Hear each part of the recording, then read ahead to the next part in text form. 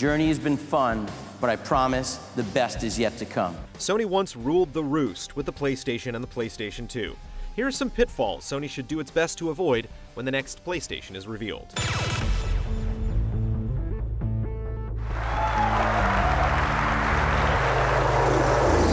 Back when Sony unveiled the PlayStation 3, we saw a console that was a heavy hitter, as well as being heavy on the wallet.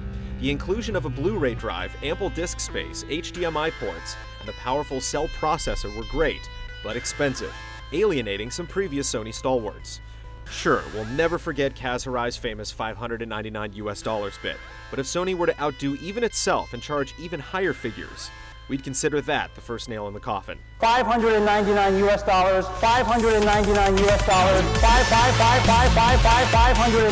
$599. Let's face it, security breach that compromised more than 70 million PSN accounts in 2011 wasn't a shining moment for Sony's online network. With groundbreaking games like Journey and the unfinished Swan sold over PSN and same-day releases online for big titles, the next generation will assuredly lean even more towards digital distribution, making it all the more important to keep our accounts and sensitive information secure. For in this world consumed by strife, there was one belief shared by all. Sony banked on a hardware edge with the pixel-pushing prowess of the cell processor, but having a new and unfamiliar architecture meant that nearly no one knew how to work with it.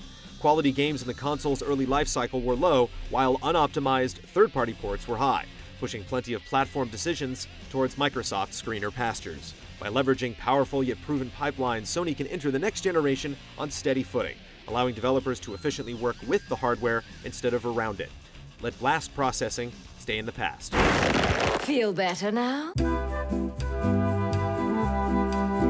Say the incantation aloud nice and clearly now. 3, 2, 1. The PlayStation Move was a failed experiment, and what's worse is that the entire project was an act of desperation to catch up to the trendy Wii and its motion controls.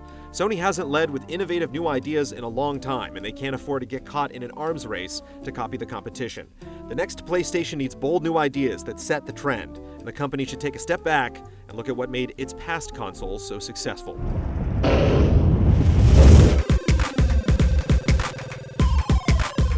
Don't touch the button. This one? The PlayStation 3 boasted several key features that easily set it above the rest of the consoles back in 2006, but the company forgot an important rule. It doesn't matter how powerful your system is or how many features it has if it lacks compelling gaming experiences. Sony was arrogant back then, proclaiming the PS3 would sell out without a killer app, but we saw how that turned out. Sony didn't learn from its mistakes either, repeating them with the Vita. They can't fall into the same trap again. We want to see lots of games, and Sony actually putting some of its marketing muscle behind them. Don't do anything stupid! We're sure Sony can learn from its past mistakes, but who's to say they won't trailblaze some entirely new gaffes? Keep checking back on GameTrailers every day for more PlayStation beating coverage leading up to the big event itself on the 20th. Thank you very much, and have a great show.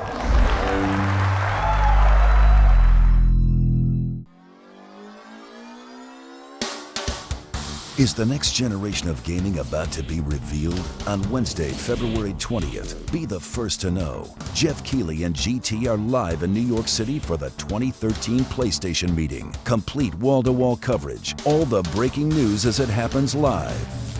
GT, your source for the PlayStation meeting. Live coverage begins Wednesday, February 20th at 5 p.m. Eastern, 2 p.m. Pacific, worldwide on GT.